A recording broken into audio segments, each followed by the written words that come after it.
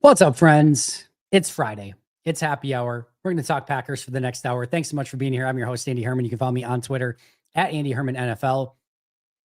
Sorry for being about maybe 30 seconds late there. I just got done back-to-back episodes recording tomorrow's episode, which is Isaiah Simmons, doing a full deep dive on Isaiah Simmons, which is really, really fun. And then Sunday's episode for all the 10 undrafted free agents, doing I don't know if we want to call it a deep dive, but a dive into all 10 of the undrafted free agents.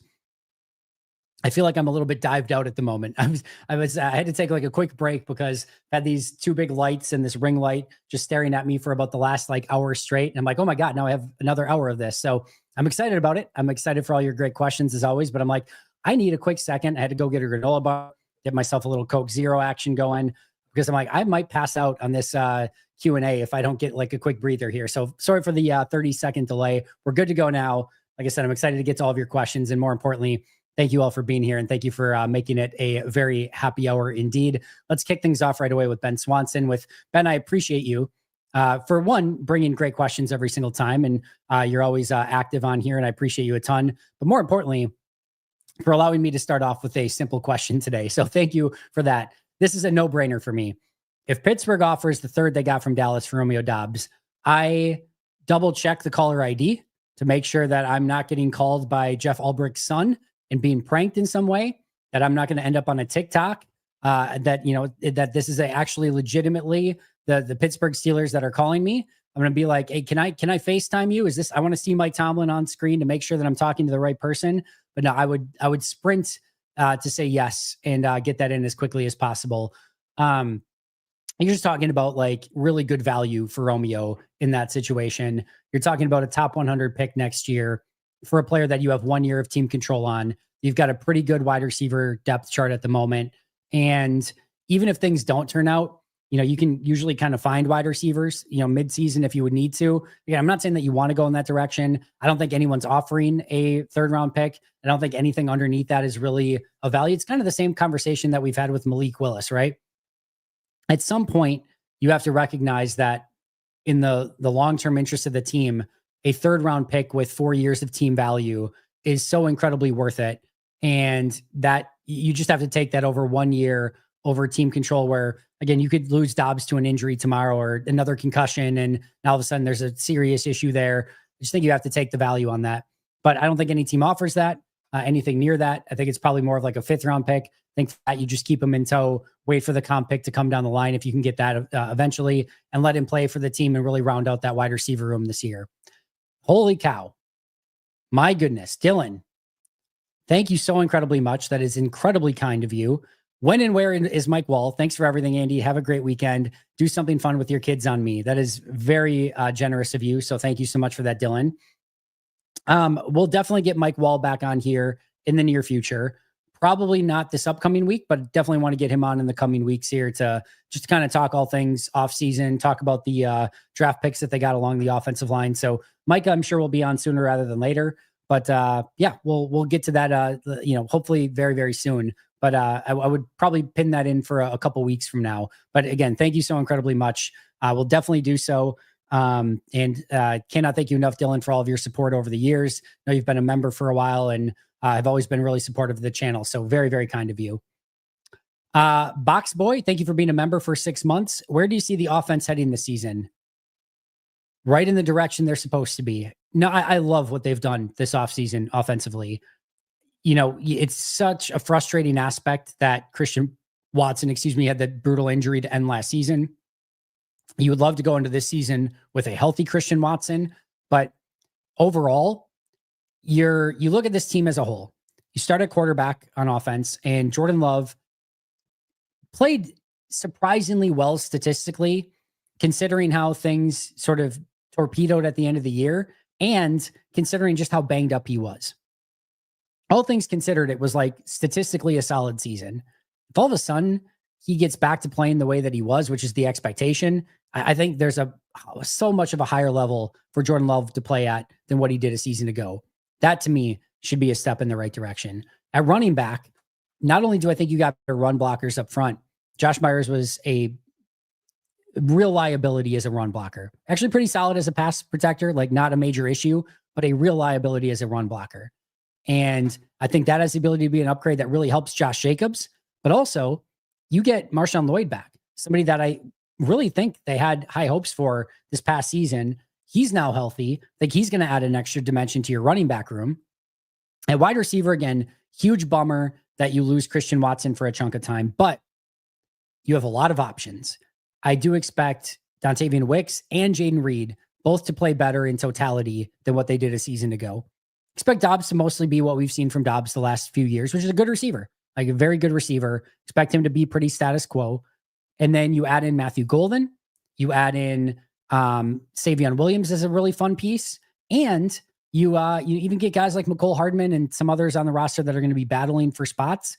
I think that wide receiver room as a whole is also going to take a jump. I think quarterback's going to be better. I think running back's going to be better. I think receiver's going to be better. Get to tight end.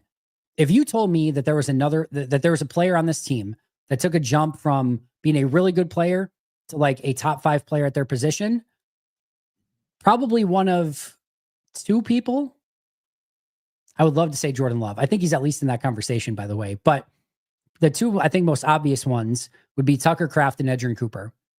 That could really just break out in such a significant way that they really become true stars at their position. I think there's a whole nother jump for Tucker Kraft.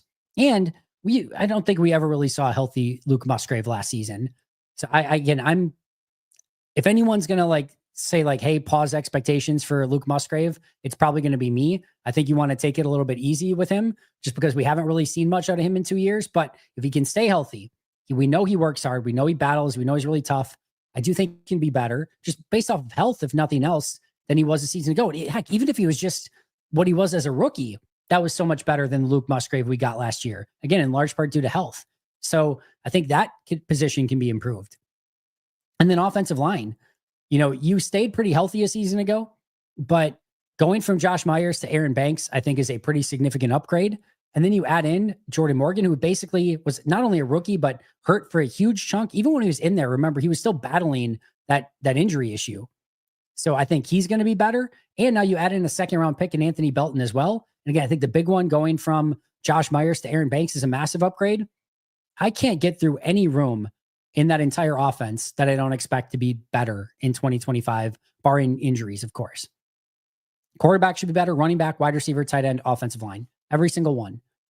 And in total, I think that's going to make a pretty big ass difference when it comes to point production and just scoring and what they're able to do as an offense.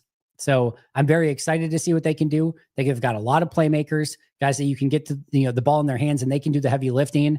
And I'm excited to see what this offense looks like in 2025. So I see them heading in a very good direction, and hopefully that can continue and they can make a big improvement and just a huge stride this offseason.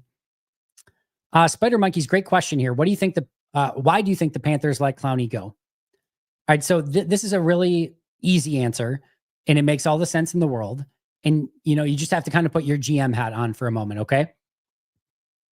Are the Panthers better or worse without Jadeveon Clowney? They're clearly worse, right? So they're worse without him. They're clearly better with him. There's no question about that.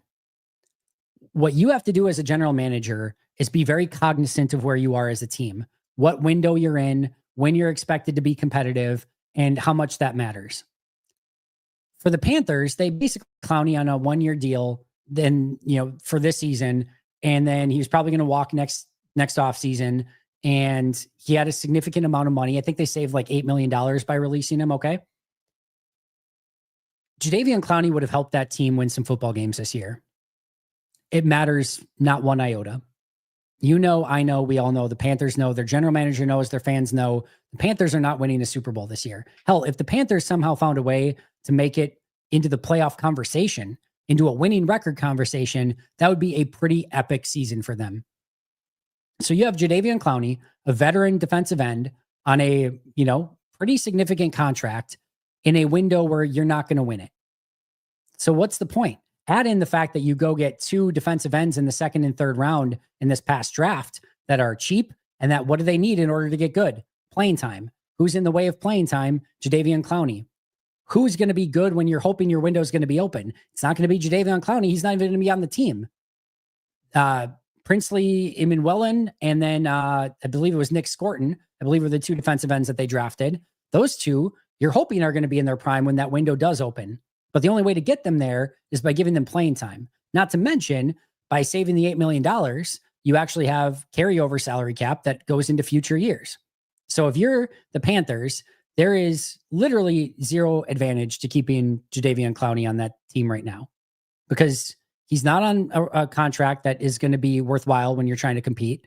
And he's basically taking playing time away from the guys that need to get better, that you want to be better when you're ready to compete. And you can save multiple millions of dollars that carry over into the future that you can then spend when you're ready to compete. It makes all the sense in the world. The only disappointing aspect, I'm sure, for them is that they weren't able to get some sort of trade compensation in return, anything, right? So I'm sure that's disappointing. But outside of that, there was literally no reason to keep him on that contract. Let the young guys play, keep opening that future window, and anything that doesn't help that is just getting in the way. And Jadeveon Clowney, as good as he is, for that team right now, does not help them. In fact, he hurts them with his contract and with his playing ahead of the two rookies more than he helps them at this point in time. Heard somewhere where special teams changes that people think there will be more kickoffs returned than last year. What were the changes or reason? They moved the touchback from the 30 to the 35. From the 30 to the 35 is, I believe, what it was. So there was talk of whether they'd move the kickoff back or the touchback point back. But now, instead of getting it at the 30-yard line, if there's a touchback, you get it at the 35. So you saw last year, teams were still willing to kick it out of the end zone and just be like, fine, take it at the 30. We don't care. The NFL is now saying, like, we don't think you're going to just kick it out to have them take it at the 35. It's too much of a disadvantage. Hell, you're almost in Brandon Aubrey's field goal range when you get the ball. So the thought process is teams will not kick it out of the end zone as much. There's going to be more returns, and hopefully it becomes a more dynamic play again while still trying to limit injuries. We'll see if they can, thread that thin line, but the idea of it should be that there are more returns this upcoming season. Andy, why is that not working? There we go. Andy, it's the offseason. There's no news. I need your top 10 punters. Mostly I just need confirmation that Whalen is amazing as I think he is. I think he's top 5, but I'm super biased. Yeah, I thought he had a little bit of a disappointing end of the last year. I think he has all the potential in the world to be a really good punter. I have no idea who I'd rank in my top 10, but I think Whalen's probably outside of that. I think he's probably more in that like 15 to 20 range, but I think he has every right to get in that top 10.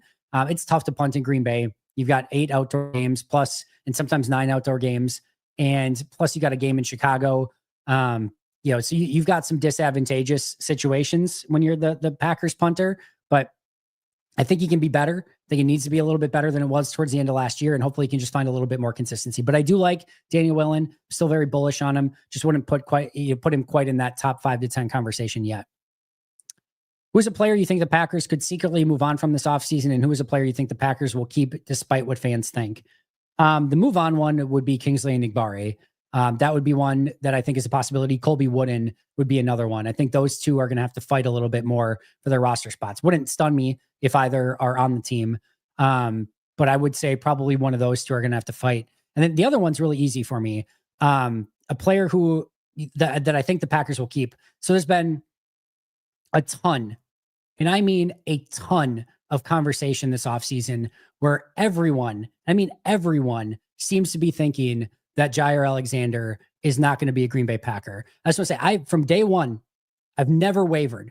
I've said all along that Jaire Alexander would be a Green Bay Packer. Never for an instance, never like there was maybe a moment where I like playfully went along with it, or, maybe would post something on social media here or there just to kind of be devil's advocate. But man, everyone has just been trying to push Jaire Alexander out of town. And here's me the entire time, just carrying the 23 jersey on my back saying, clearly, obviously, he's going to be back. And nobody wanted to believe me. Nobody wanted to see it. But yet here I was, spreading the good news of Jaire Alexander. So no, Jaire Alexander clearly going to be back. I don't know why anyone was ever questioning it or saying that there'd be a very minute, like a 0.01% chance that he'd be back. It's just ridiculous the entire time. So I'm going to say that I'm going to go out on a limb. All right.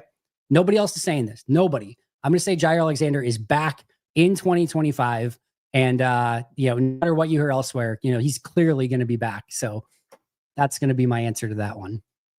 No matter what anything else you heard or saw was fake. It was AI, never happened. You were being gaslit. It was actually Bukowski who said the 0.01%. That's what it was. It was Bukowski who said that the entire time. Most hated Minnesotan.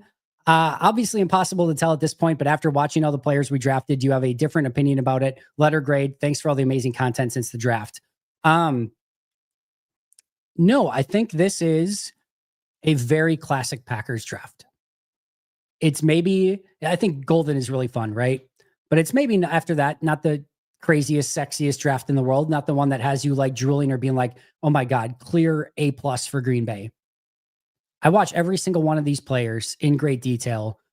At minimum, I can see the vision for everyone and pretty much like every pick to a T. I mean, the Golden one was a no-brainer, exactly who I wanted when they were on the clock. There was other options prior to that. I would have certainly loved somebody like a Donovan Ezeraku or someone like that, but never expected him to be in the conversation there. So loved the Golden pick. Belton, I think probably like more than most people. And I've talked about, man, if you're on the clock and you have the opportunity to get a big bodied lineman, whether it's on the offensive line or defensive line, you better take it because those chances don't come along very often. And there's always going to be somebody better to kind of take at the time. And you never want to really take that player. But all of a sudden, if you never take them, you end up with a team of just smaller linemen on both sides of the ball, and you're just kind of screwed. So at some point, you just almost have to take your medicine and make that draft pick, regardless of who else is on the clock, because otherwise you're just never going to end up with that player. Because Belton's not going to be there in the third round. He's certainly not going to be there after that. And you can't find players like that later in the draft. So it's not fun. And look at, again, Alfred Collins in the second round for the 49ers. If you're a Niners fan, you're like, there's some really fun players there in the second round, but yeah, if you never get that big nose player, you might not have the opportunity to get that guy again. So you just have to kind of take your medicine every once in a while. I felt like that was the case. And again, I really like Belton. Stephen Williams, I fell in love with the tape watching him, especially his earlier years. I think there's so much freaking talent there. I love the home run swing on Savion Williams. Sorrell and Oliver make sense. Two different types. You're trying to get a little bit of different juice and just a little bit of more athletic ability. I probably am a little bit lower on Sorrell than most. I like him. I think he was a really good value at that spot. I just think people are now all of a sudden being like, he could end up being the starter. He's going to be really good from day one. Like, I would pump the brakes a little bit. I think there's going to be a learning curve. He could be really good down the road, but I just think it's going to probably take a little bit of more time than maybe people are expecting. But I like the pick. Oliver, again, I'm just sort of expecting that this doesn't work because it's such an outlier. But man, I love the pick, and I love the flyer that they're taking on it. And I've been wanting a designated pass rusher. They went out and got one. I'm excited to see what he can do. And then again, the later round guy, I loved Brinson when I watched his tape. That's probably the guy that I was expecting maybe the least from when I watched the tape, and got way more than I was expecting. So I really like that selection. And then the 7th round guys were good. Like, they're good value ads. And I think the undrafted free agent guys were pretty fun too. But no, I think this is a really solid, kind of B+ draft. Addressed a lot of positions that you needed to address. Maybe would have liked, one more corner in there somewhere, but overall, really, really like it. Think Green Bay, I thought Green Bay did a really nice job overall in the draft, and excited to see how they can improve this team in 2025 and beyond. STN40, thank you for the super chat. What do you think about having the youngest roster in the league yet being over the cap next year? Seems early to be pulling roster bonus levers, etc. Yeah, I wouldn't worry about that too much right now. They're going to have some decisions to make, but they have some, before they even get to those levers, they're going to have decisions to make on Kenny Clark. They're going to have some decisions to make on like an Elton Jenkins. Like, they're going to save some money on some other players. It's going to take some money to resign, like a Zack Tom. They're going to let some players walk, and they're going to get some comp picks in return for those players. They'll once again build through the draft again next year and reload some of those rooms, and I think they're still going to have a very well-rounded team. So, they spent pretty aggressively in these past two free agent classes. Like, it's almost akin, I know it happened over a 2-year period of time rather than in just one off season, but it's not super different than like the one off season where they go and get Za'Darius, Preston, Amos, and Turner, and then don't really have any money to spend the next off season. In 2 off seasons combined, they go and get Josh Jacobs, Xavier McKinney, Nate Hobbs, and Aaron Banks. Like, that is a pretty significant 2-year haul in free agency to go out and spend. But salary cap will go up next year. Again, they're going to make some decisions on some players that have a little bit of higher salary cap. Jaire Alexander is somebody that we'll have to wait and see if he's going to be on the team in 2026 and what that potentially looks like, and potentially saving some money there. So my biggest stressor to you is don't worry about that. I would not concern yourself with the salary cap next year. The only thing that you need to know, two things. One, they'll be able to resign anyone that they want to resign. If all of a sudden Rasheed Walker goes on as an unbelievable year, looks like a David Bakhtiari-esque left tackle, they'll be able to sign him and Zack Tom. No worries. They can do it. No questions. I need to borrow a little bit from the future. It's not a concern. They can do it. Anybody that they want to for sure resign, they'll be able to bring back. The second thing I'll say is don't expect a big free agents class next year. Maybe one, like, not value size, but like decent free agent, like maybe like in the Nate Hobbs category. All right. Maybe one of those, or maybe just a couple of value sort of guys, but don't expect much in the free agency market. And if they do, I wouldn't be surprised if it was somebody who was released rather than a true free agent, so they can keep all of their kind of comp picks together. So yeah, that is sort of the take I would go into free agency next year is don't expect a ton. Maybe one free agent signing, again, maybe somebody that was released so that you get to keep all your comp picks. And if there is anybody that they want to re-sign, they'll find a way to do it. And I wouldn't get too concerned yet. Down the road, maybe a little bit more, but next year they're still going to be in a good spot. Mike, what do you think the plan is with the offensive line? Will we be a run-heavy team or more of a passing team? Mike, I think they've built an offensive line that they are going to feel comfortable that they can call whatever they want to call in any time, situation, or scenario that they want to call. And I think what Matt and his team is going to look like, and the offense is going to, or look at, I should say, is what do they do well and what does the opposing team do poorly? If you're going into a game where a team's got a great run defense, right? That's their bread and butter, but they've got a poor pass defense. Matt's going to throw the ball on them. He'll attack them via the air, and he's going to think that with the pass protectors he has up front, with Jordan at quarterback, with guys that can catch the ball out of the backfield, tight end options and Tucker Kraft, and a plethora of wide receivers he can use, he's going to go attack them via the air. If he has a matchup where it's kind of 50-50, I guarantee you he's going to try to run the ball first, establish the run game, and then get play action going off of that. If he's going against a team that's poor against the run, get ready for a heavy dose of Josh Jacobs and some big power hungry running and some power heavy running on the interior of that offensive line. So I think they're going to go into this season feeling like when they want to run the ball, they can run the ball. When they want to pass the ball, they can pass the ball, and anything outside and in between it. I think they're going to try to be a very balanced team, and they're going to be able to dictate terms on what they want to do based on their strengths and the opposing team's weaknesses. All right. Mike, thank you for that super chat. All right, Keontae. Who had the better season, 2019 Aaron Jones or 2024 Josh Jacobs? I have to look back at Aaron Jones's numbers in 2019.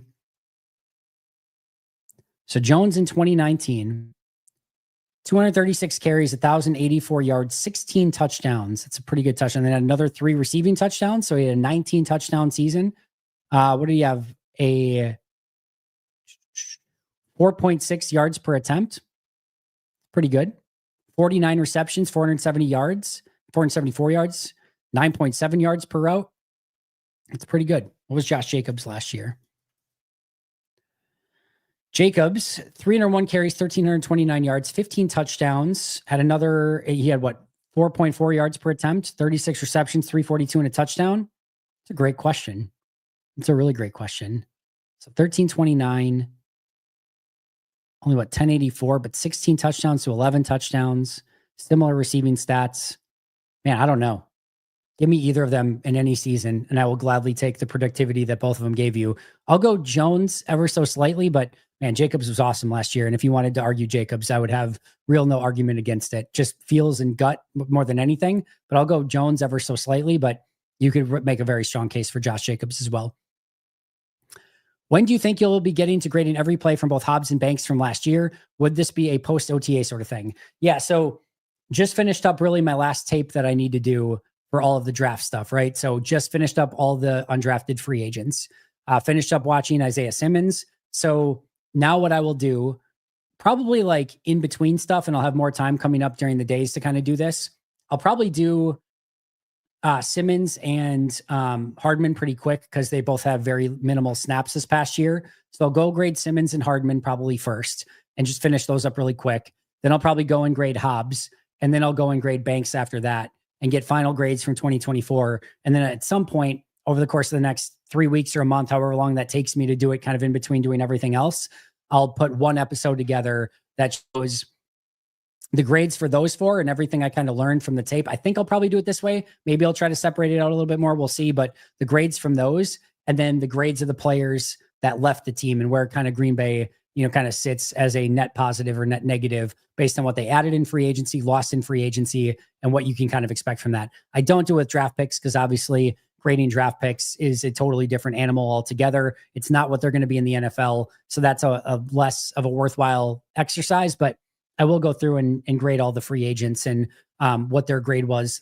defensively and offensively in 2024. So that should be coming up hopefully in the next month, but I'll probably start grading them as soon as next week. Sorry, I'm on, as I mentioned, did 2 back-to-back episodes, probably like an hour and 45 minutes or like hour and a half of recording right before this, and then came right on here. So losing my voice a little bit. All right.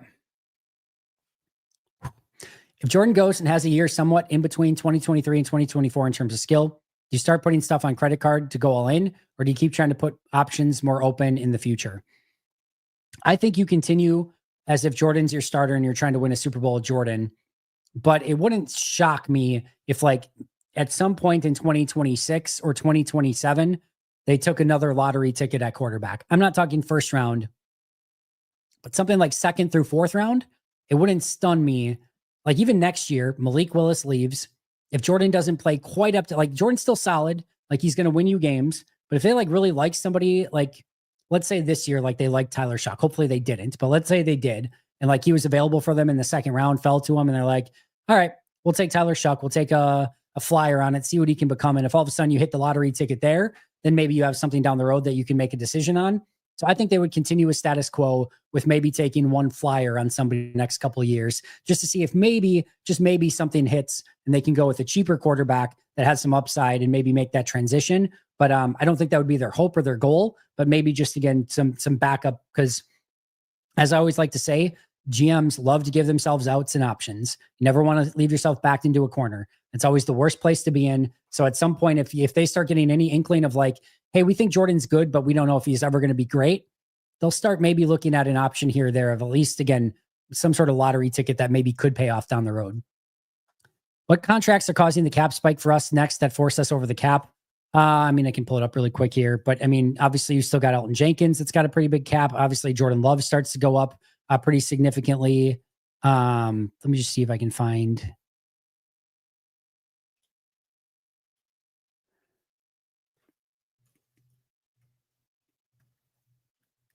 But yeah, there's a variety of different ones that start hitting next year. You still have Kenny on a big deal. So I want this. So Jordan goes up to $36 million next year. Josh Jacobs goes up to $14.6 million next year. Receivers are good. Tight ends are good. Elton Jenkins is at 24.8. Aaron Banks goes from $9 million this year to $24.9 million next year. So he's a significant investment next year. Kenny Clark is set to make $31.4 million next year. That very likely will not happen. Devontae Wyatt goes from $4 million this year to $13 million next year. That's a pretty significant increase.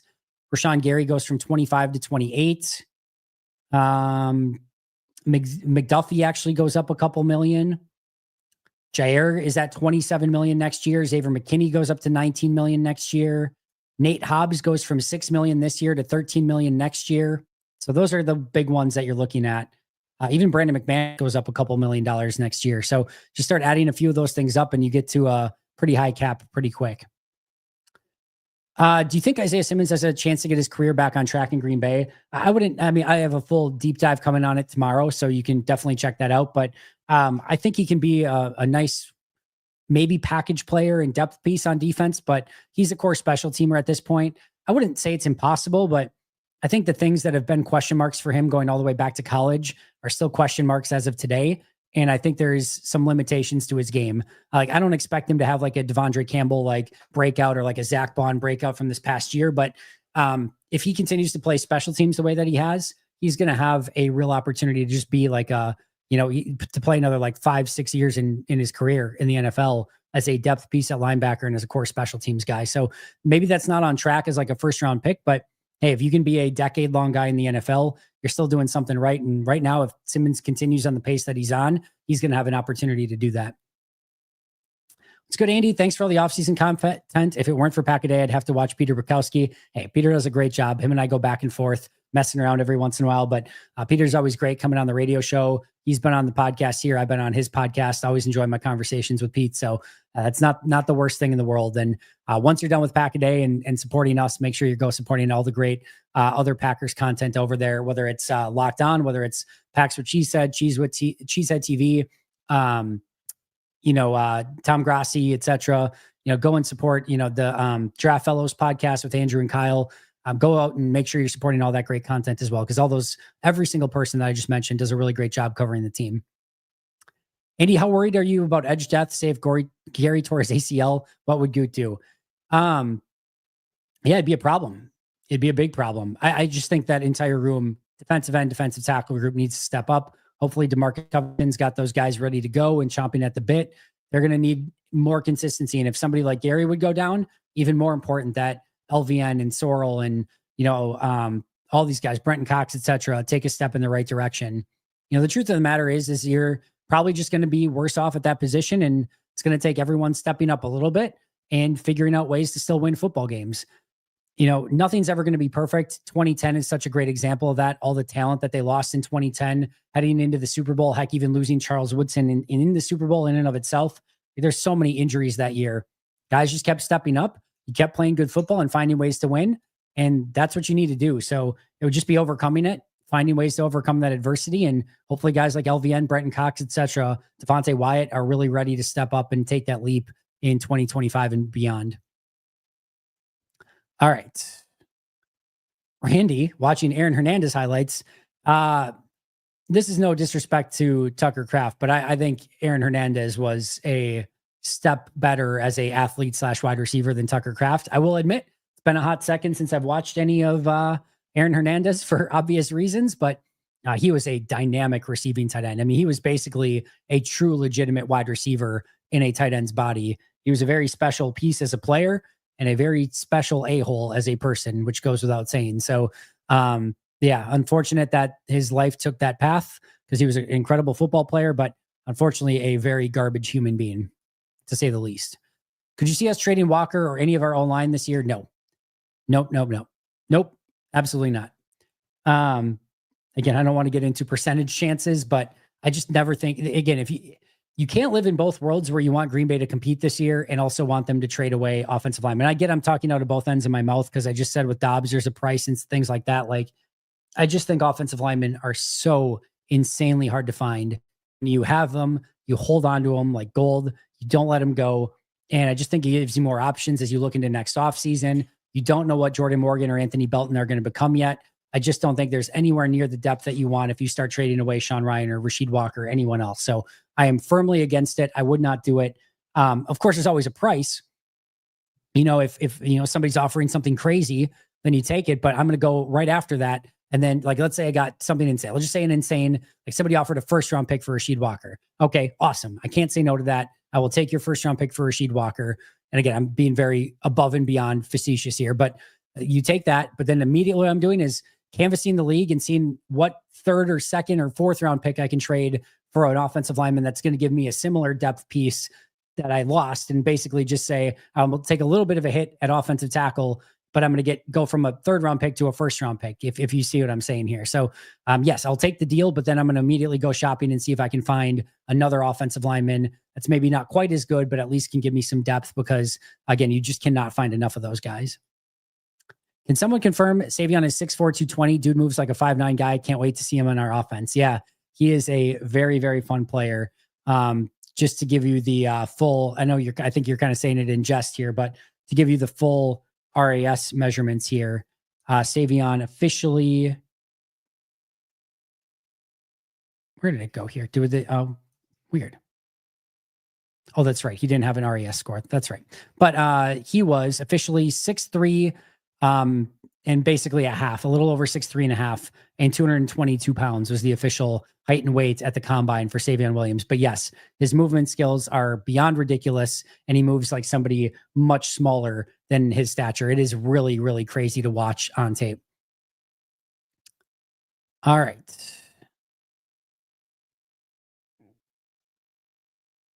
Sorry, just getting back to where we were here. Let's see. Andy, how worried are you? Oh, no, we talked about that. Sorry. Peter's okay. I watch sometimes, but love what you do. John, I appreciate that. Who are your top 5 Josh Sitton Packers this year? Players who will possibly be surprised camp cut releases. Yeah, we went over 2 already. Colby Wooden and Kingsley and Igbare would be 2 of those. Can't really get to much else, to be honest. Don't think anyone along the offensive line. Don't think Musgrave could get in that conversation. I mean, if Wicks had a god-awful camp, and I mean a god-awful camp, just didn't catch anything, looked really bad, maybe you could get there. Yeah, I don't see anything else, to be honest. I don't see any other like crazy surprises that would really like just stun me out of nowhere.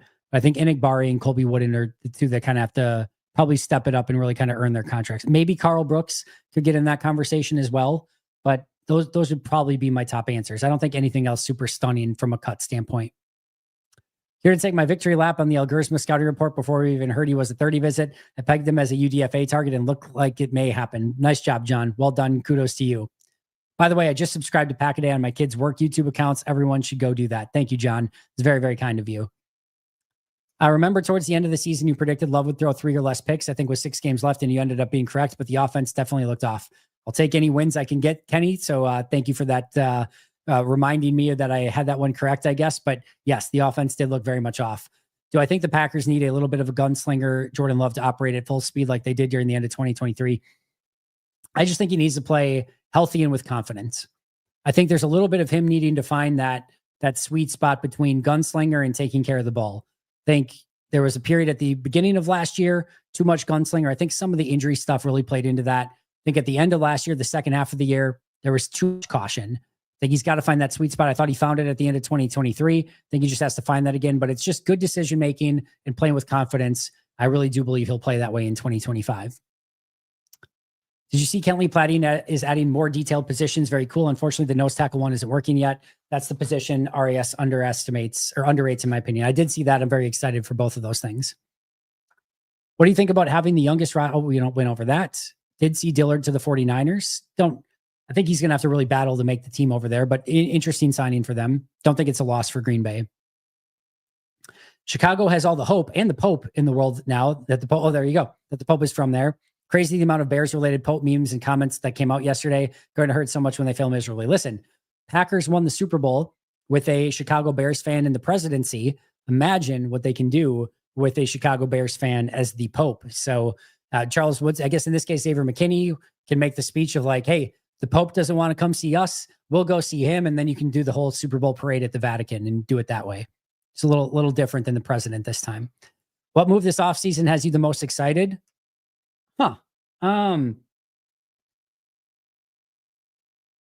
That's really interesting. I'd probably just say Matthew Golden. That's lame and cliche and boring or whatever, but it's probably just Matthew Golden. I think he has the ability to be a really fun piece within this offense. But my runner-up would be the exchange basically of Josh Myers for Aaron Banks on the offensive line. I think going from a player that I've really struggled with on this offense to a player that I'm pretty excited about on this offense, I think that has the ability to be a pretty big swing. So that upgrade is one that I think cannot be overstated enough. I think it's a very big upgrade going from Myers to Banks on the offensive line. Who do you think will have a more impactful 2025, Bullard or Musgrave? I'll go Bullard. I think he's going to still make an impact. I think he's a really good player. I think he's a little bit underrated for how he played last year. Plays attacking physical football. I think they moved him a lot between slot and safety. I think he'll just have a better feel for it, and he wants it. He's really hungry. He wants to be great. I'm going to go with Bullard. I think there's a really, really good football player still there. I think there still is in Musgrave too, but I'll bet on Bullard. Can you make sure to give us a percentage on all your takes from now on? Very entertaining. I don't know what you're talking about. Where did all the Doubs trade speculation come from all of a sudden? Is it just because of the situation with the suspension last year? No, I mean, it starts with drafting 2 wide receivers. So when you get 2 and not just 2 wide receivers, but 2 in the top 3 rounds, you start looking at like, okay, Is there too many? Do they need to maybe move on from one of these? Are there too many mouths to feed in the offense? It starts with that.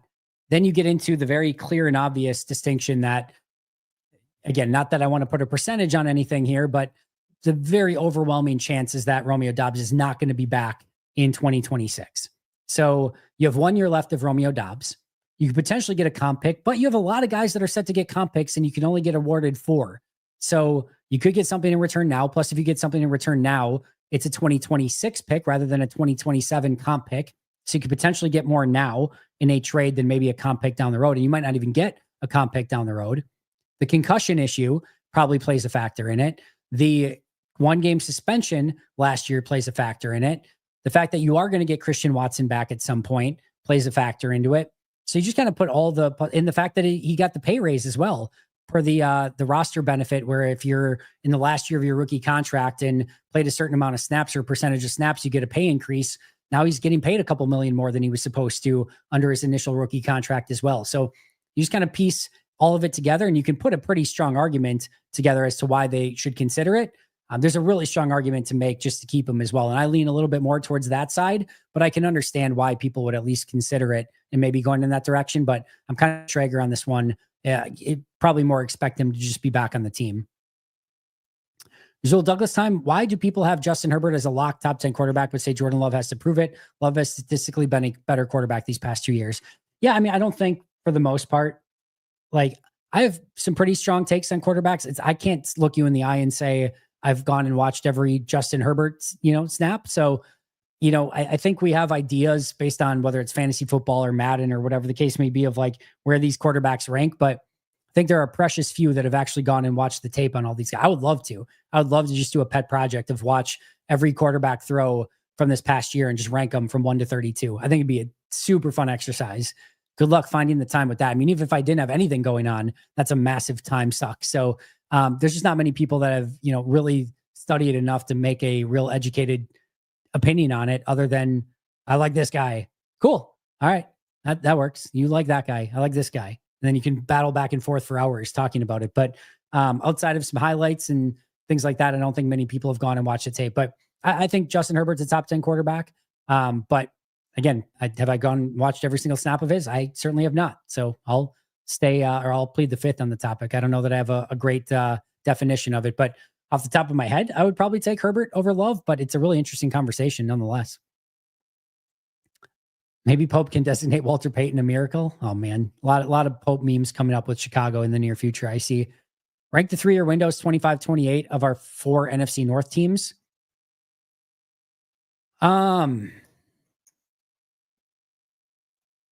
It's really difficult because you have Detroit that probably has a couple years left of their window and might just end up being the best team in that window at any point with like their team this year, but they have new coordinators and they just came off a year where they didn't even win a single playoff game. So it's a really great team, but I do think like after this year, that window is going to start to close pretty fast, but they're a really good team too. So you could go with Detroit. Chicago, you can't. Chicago's going to be 4th just because I think it's really difficult to get there completely. And they're just going to usually Chicago things up along the way. And the year from Caleb Williams was really disjointing last year. So as much as I loved him coming out of the draft, that would give me some real concern if I was a Bears fan. Minnesota, it all comes down to JJ McCarthy, and that's a complete, kind of coin flip at this point. So I guess I'll probably still go Detroit as 1 since I think they've got a 2-year window here, and I think they've got a really good chance to put something together. I'll go Green Bay 2, Minnesota 3, and then Chicago 4 is where I'd rank that. Good question, though, Ski. Let's say the 2025 Packers win the Super Bowl. All right, cool. I'm in. Aside from the obvious and Jordan Love, who would you guess are the 5 players that had the biggest impact in getting them there? Xavier McKinney, certainly. I think he'll just have a massive, like Charles Woodson impact.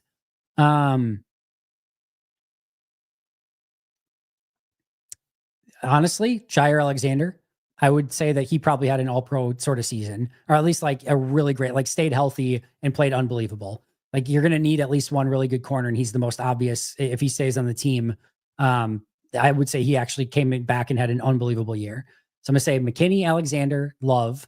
Oh, sorry, I had 5 other ones besides Love. So McKinney, Alexander. It's going to be a pass rusher. I'll probably just say Rashawn Gary, just because I think there's a better odds that he just has his, like finally has his breakout year and goes on like a 16 sack spree or something So say Gary.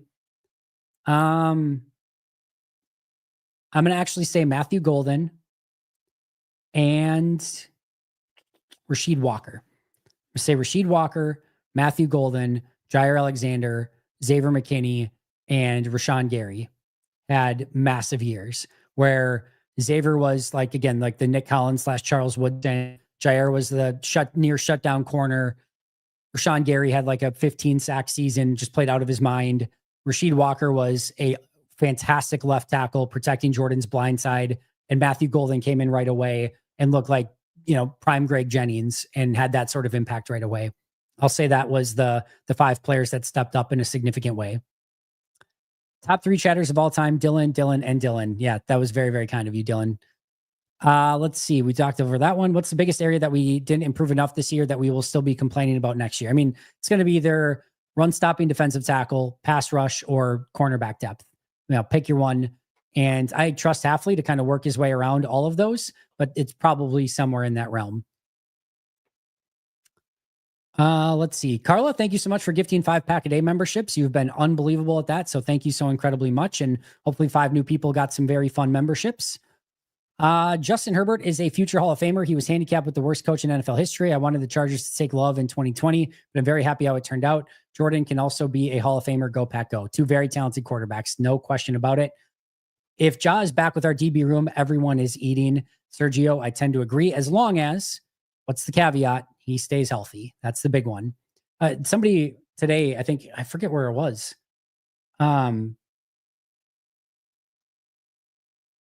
Were we talking about it here? I've done so much stuff today. I don't even remember anymore.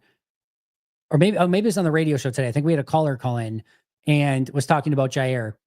And he's like, you know what? We have to have Jaire to go against these, receivers in the NFC North.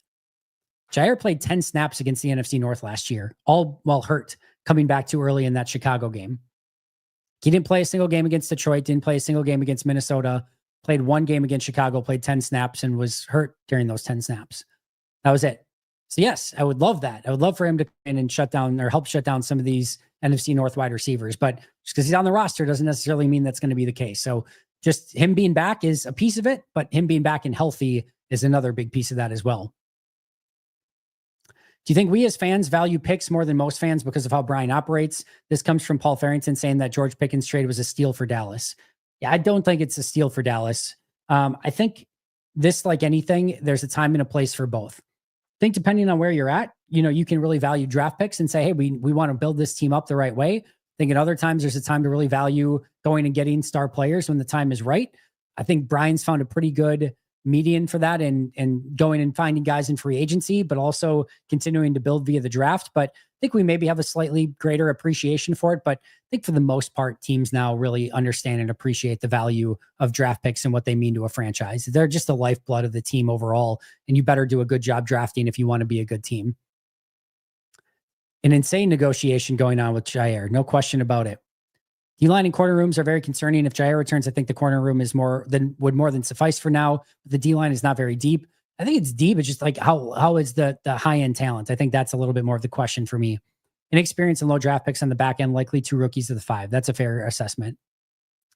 Clark, Wyatt, Banks, I'm sure you mean Brooks. Any of those 3 go down, this team is going to be very vulnerable. I don't think if Brooks goes down, you're losing much sleep over it, but Wyatt or Clark going down would certainly sting for sure.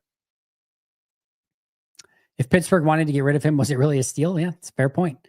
How do we feel about picking 2 wide receivers in a terrible wide receiver draft? Yeah, I'm not concerned about it at all. In fact, I think that was a little bit overblown, to be honest. I really like Trey Harris in round 2. I like Jack Besh in round 2. Royals went in round 4. I thought that was or round 4 or 5 for KC. Thought that was great value there. So I just think this probably didn't have like the Julio Jones or an AJ Green or somebody like that, but I think it was actually a much better draft than people led on to begin with. And I think Matthew Golden and Savion Williams are both very talented players that would have been picked in the 1st and 3rd round in the vast majority of drafts. So I don't have any real concern over it. Corner room, not much better. If any of the top 3 go down, Nixon, Hobbs, Valentine, unless Jaire returns again. That's the big question mark is what happens with Jaire right now. Would you send Doubs or Watson or keep both on a 1-year Watson and Doubs extend him, or Reed going to get paid instead? Not sure I understand the question, but would I sign Doubs or Watson to keep both on a 1-year deal? I don't think Doubs is going to be back next year. I think Watson has the potential to be back on a 1-year deal, depending on what happens the remainder of this year.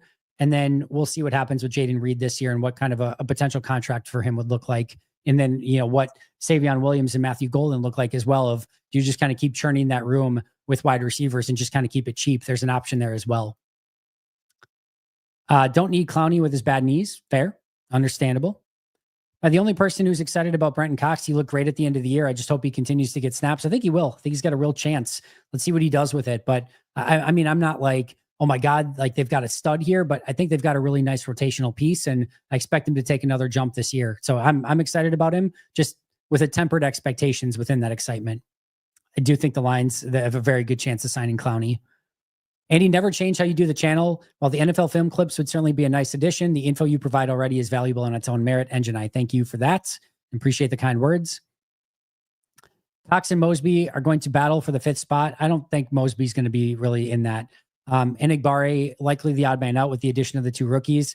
Enigbare will have every right to make the team as well, but he's definitely going to have to battle for it. We talked about that. Dillard and Pettit Friere to the 49ers. Hopefully they see a lot of playing time. Interesting that they got Petit Friere too, but yeah, those two have not been very good in their career. Listen, everyone has their way of supporting the channel in their own way. I theoretically, yes, can ban people from the channel from commenting, but I think what Ray is trying to do is help the algorithm by commenting every day. Yes, that's via very clearly an AI post every day, but I think that's his way of sort of supporting the channel and adding a comment to help the algorithm. So no, I won't ban it, but it's pretty easy to ignore it if you don't want to, read it. So no, I won't be blocking Ray. I appreciate him showing up every single day and putting a comment on there, even if it is a little bit more of a AI generated one. I would say it's probably a 5th round pick, but a lot's going to be dependent on the concussion stuff and the injury. And if teams are concerned over it, maybe there's not value there, but assuming he can pass the physical and there's not a concern there, I think it's probably more like the fifth round range, or maybe like a 4th for Doubs and a 6th, something like that. I could see maybe one of those 2 type of deals. Are Green Bay giving Tom his bagger? Yeah, they will. They'll for sure pay him. Thank God it's Friday, Andy. Why is there zero discussion regarding Tom flipping to left tackle? Because you don't mess with it. He's a great right tackle. Why potentially mess with his rhythm and timing when right tackle is just as important as left tackle now? There's not, the blindside thing is dead. It's over with. Right tackle is just as important. And in fact, a lot of the best pass rushers are now at left tackle or left defensive end in the league. So I'd actually make an argument that right tackle is more important than it's ever been. So why move him to left tackle when you're probably going to see more competition at right tackle that you want Tom over there for, and you potentially risk throwing off everything for him when he's playing unbelievable football? That's why there's 0% chance you should even consider making any sort of move. You've got an unbelievable right tackle. Don't mess with it. Just keep him where he's at. There we go. Holmes, same page. Let's see.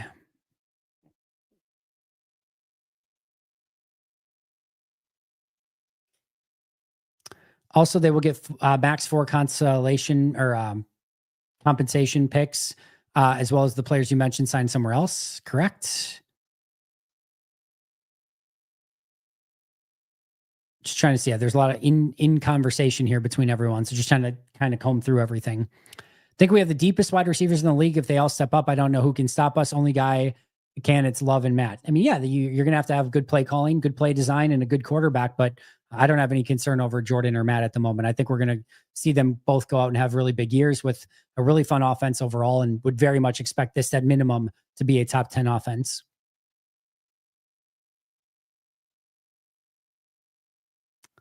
Let's see. How important was TJ Slayton to the run D? He was a helpful piece, but not somebody that's like irreplaceable. I wish they did a little bit more at that spot, but I don't think they're going to lose a ton of sleep. And I am somewhat excited / cautiously optimistic about Warren Brinson as well. I think he can be a good player there. So I think it's going to be okay. It's worth monitoring, but I don't think at the moment the Packers defensive coaches are probably losing a ton of sleep over it. Andy's got to play through pain. Yes, it's my sick game. I do think that this is a real chance for Wooden this year, for sure. Hopefully he can go out and prove it and take a step up, but I think this is going to be a very important offseason for Colby Wooden.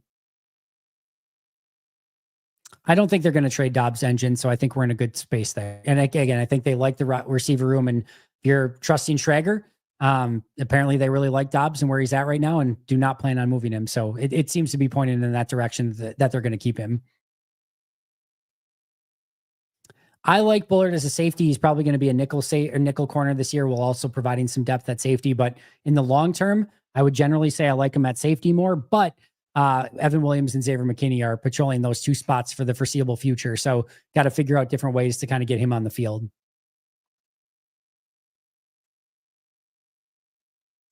Kenny's gone next year, and then what? They'll find nose tackles somewhere else. They'll find guys, whether it's via the draft or free agency. They'll figure it out. I'm not concerned about it yet. We'll get to that when we get to that. But for now, in the here and in the moment, they've got plenty of guys. I have a little bit of concern over the depth on that line, and hopefully Kenny doesn't get hurt, and hopefully he plays well this year. But next year is next year, and there's plenty of time to figure that out between now and then.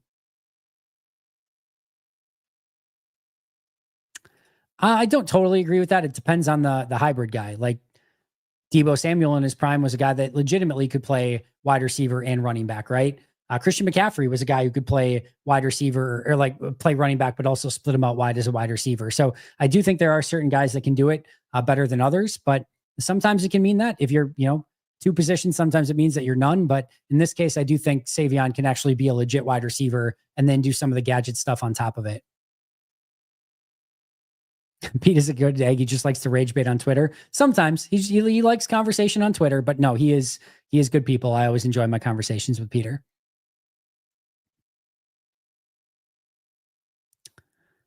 All right. Can we revisit why there was such a drop-off in pressuring the quarterback when it mattered from 2023 to 2024?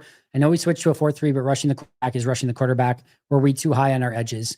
I think it was honestly something that was league-wide last year to some extent, Michael. I've talked about it a lot, but so many teams started keeping in a tight end and a running back on almost every single pass play to either chip or help in pass protection.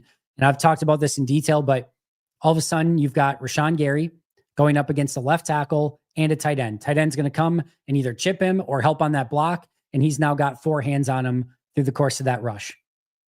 Devontae Wyatt's next to him, and Devontae Wyatt is going to get that left guard on him one-on-one, and the center is going to start off by playing on Devontae Wyatt, maybe get a little bit of a push on him to get those 2 hands on him. Then he's going to go to the left guard, and then he's got to get through the left guard. Ruins the momentum there. Meanwhile, that center, after making that initial push on Devontae Wyatt, now is going to go over, help out on the other defensive tackle. In this case, we'll say Kenny Clark. He's going to go help on Kenny Clark, who also has the right guard to get through. Now, as he's just starting to get into his attack against the right guard, the center's coming over and helping on Kenny Clark. Now, he's got 4 hands that touch him on some point of the rush. And on the other side, you've got LVN going one-on-one against the right tackle. That right tackle is going to start off against him. And now all of a sudden you got the running back coming out, chipping him on the way out into his route, or as he gets into his check down. So now just as he was getting momentum against that right tackle, he's getting jarred off the spot. Now he's got to restart that pass rush against the right tackle. And now you've had 4 hands basically that have touched you throughout the course of the play. So if you're rushing 4, you've had every single one of those guys that are part of the play get 3 to 4 hands on you at some point as part of the rush. Green Bay does the same thing on their side of the ball when they're on offense. So I think as a whole, we saw the offensive pressure percentage, go pretty down because teams were keeping in tight ends and running backs at an unbelievable clip and making it so that very few players had a real true one-on-one on their way to the quarterback. And if there was, you were usually picking which guy that you wanted to be the guy that was going to get the one-on-one. And if you've got a TJ Slayton in there or Colby Wooden, you're going to, or, Aaron Mosby, you're going to take your chances on that guy being the guy that you take the one-on-one, and you're going to get hands on everyone else. So it's just it was a new way of going about it. Yes, I thought Green Bay's defensive line could have been better. That's not to completely, shift the blame off of them or anything like that. But it's worth noting Green Bay was 8th in sacks last year. 8th. you would make it believe that based on how everyone talks about it, that they were like 28th. They were 8th in the league in sacks, and they were like 4 sacks away from being like 3rd. So this is just kind of the way that it was. Teams really valued less guys going into the route. It was really a 3-man route for so many teams last year, with 2 checkdowns coming after the tight end and the running back made their initial blocks on those 2 edge rushers. So it's just a new way of playing football. You have to adjust to it, which is why we saw more blitzing. You're going to keep in those extra guys to blitz, and you're only having 3 guys go out in the route. All right, we're going to bring more guys. And it's just going to be this back and forth. And I would expect teams to even be more aggressive if teams continue to do that in 2025. But it's just a little cat and mouse game right now. And it was definitely a change last year. And I think it definitely affected a lot of teams, Green Bay included. D-line going to be the priority, but as Justice and Andy already said, it's going to be a very weak class, and we saw how fast defensive linemen are flying off the board. Yep, but guess what? There's trades, there's free agency, and who knows? Maybe Brinson and Stackhouse or Wooden or Brooks or these guys make a major breakout and doesn't look as big of an issue going into next year. So a lot of time between now and then. We'll see what it looks like. Alec, hope your Friday's going well as also, I should say. Thanks so much for being here. I'm going to get out here in just a little bit, guys. So I'm just going to get to some member chats here before we get out. They made a philosophical decision to fix the run defense first. That impacted their ability to rush the passer. I do think they put a lot of time, effort, and energy into being a better run defense team, which I think paid massive dividends. I don't think it was like a concerted effort of we're going to put more into that and it's going to affect our passing game as much or our pass rush as much. But I do feel like they spent a lot of time on run defense, understandably so. And maybe that did have some effect on their overall pass rushing. But I think a lot of it was, again, how teams went about protecting the quarterback last year. Who would you think could surprise us this year as a UDFA? Alec, I'm going to leave that as a teaser for my UDFA episode on Sunday. Let's see. If Savion reaches his ceiling, how good do you think he can be? Top 5 wide receiver in the league. Not saying he will, he will be. But the fact he doesn't have to be an impact wide receiver early gives him some time or tons of time to develop. Yeah, I mean, I think the sky's the limit. He has every tool in his toolbox to be an unbelievable wide receiver. Like true ceiling, I don't know. A great question. I don't know that there's like he's like in his own category of player. I don't know, like Deebo Samuel on crack, but he can be a much better receiver down the field. I don't know. He's a really unique piece. I'm just hoping he can be a, resourceful player for Green Bay, somebody that they can go to, get the ball in his hands and make some plays. I'm not expecting like, the next Julio Jones or anything, but I do think his potential ceiling is very high. The percentage he reaches that is probably relatively low, but I do really like what I saw on tape from him in his entire career at TCU. Let's see. Does anyone know what opposing division Green Bay plays? Did somebody answer yet? It is. So they play the AFC North, the Ravens, Bengals at home, Browns and Steelers away. And then they have the NFC East, Giants and Cowboys away, Commanders and Eagles at home. So NFC East, AFC North.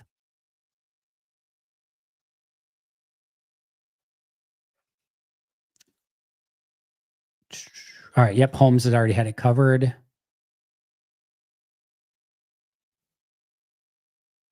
Is there anything to the possible Jenkins being disgruntled at center? I don't know. I would guess probably not, but we'll just kind of monitor it is how I would say it right now. That was Jason Wilde brought it up. It didn't seem like he was reporting on anything, just maybe having more of a conversation about it. People felt a lot of ways about that. Once there's a true legitimate report on it, we'll discuss it. But for now, just kind of letting things play out and see if there's actually anything to it.